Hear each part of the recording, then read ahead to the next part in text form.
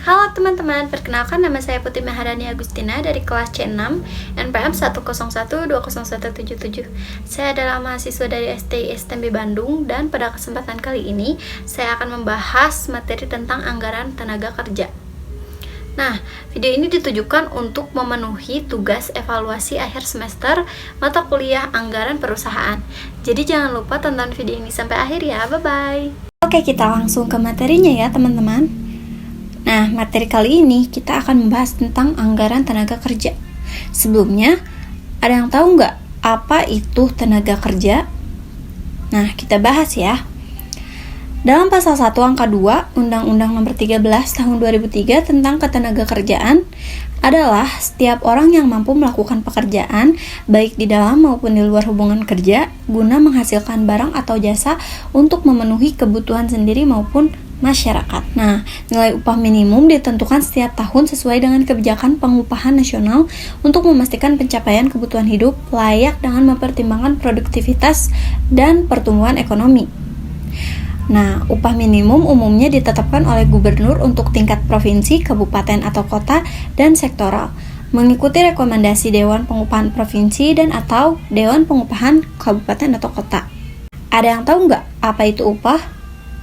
Upah adalah hak pekerja atau buruh yang diterima dan dinyatakan dalam bentuk uang sebagaimana imbalan dari perusahaan atau pemberi kerja kepada pekerja atau buruh yang ditetapkan dan dibayarkan menurut suatu perjanjian kerja, kesepakatan, atau pengaturan perundang-undangan, termasuk tunjangan bagi pekerja atau buruh dan keluarganya atas suatu pekerjaan dan atau jasa yang telah ditentukan atau dilakukan. Nah, dunia bisnis ialah kegiatan mencari laba.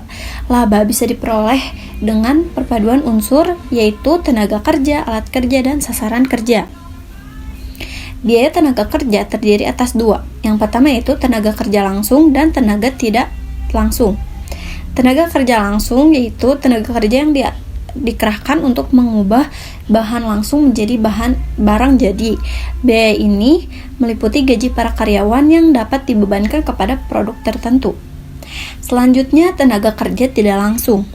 Tenaga kerja yang dikerahkan dan tidak secara langsung mempengaruhi pembuatan atau pembentukan barang jadi. Meliputi gaji dari para penyelia atau supervisor, clerk gudang, dan pekerja lain yang bertugas dalam kerja pemeliharaan dan tidak secara langsung berkaitan dengan produksi. Langsung kita ke faktor-faktor yang mempengaruhi penyusunan anggaran tenaga kerja. Apa sih faktor-faktor yang mempengaruhi penyusunan anggaran tenaga kerja? Yang pertama yaitu kebutuhan kerja. Kebutuhan kerja itu ditentukan oleh volume produksi dan volume produksi itu ditentukan oleh volume penjualan. Yang kedua ada teknologi dan produksi. Ada padat karya dan padat modal. Nah, kita lanjut ke manfaat anggaran tenaga kerja.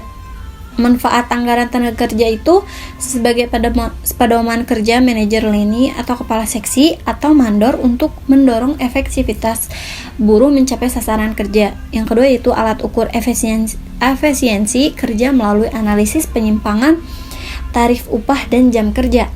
Lalu yang selanjutnya ada alat untuk menentukan harga pokok produksi. Teknik penghitungan anggaran tenaga. Mari kita langsung ke teknik perhitungan anggaran tenaga kerja. Perusahaan menyusun anggaran tenaga kerja untuk tahun depan. Proses produksi dilaksanakan dua departemen, yaitu Departemen 1 dan Departemen 2. Rencana produksi tahun depan adalah triwulan 1 400 unit, triwulan 2 500 unit, triwulan 3 600 unit, dan triwulan 4 700 unit. Standar jam kerja per unit produksi untuk Departemen 1 adalah 2 jam dan Departemen 2 adalah 3 jam. Sedangkan standar tarif upah untuk Departemen 1 adalah Rp4 dan Departemen 2 Rp5. Anggaran jam kerja langsung atau direct labor hour budget. Nah, triwulan 1, 2, 3, dan 4. Triwulan 1 Departemen 1 atau standar 2 jam kerjanya, unit produksinya adalah 400 dan jumlah jamnya adalah 800. Untuk Departemen standar 3 jam kerja, unit produksinya 400 dan jumlah jam 1200. Nah, untuk triwulan 2 unit produksinya adalah 500 untuk departemen 1 atau standar 2 jam kerja, dan jumlahnya adalah 1000 jam. Dan untuk triwulan 2 dengan standar 3 jam kerja, unit produksinya 500 dan jumlah jamnya yaitu 1500. Dan sama untuk ke bawahnya seperti itu.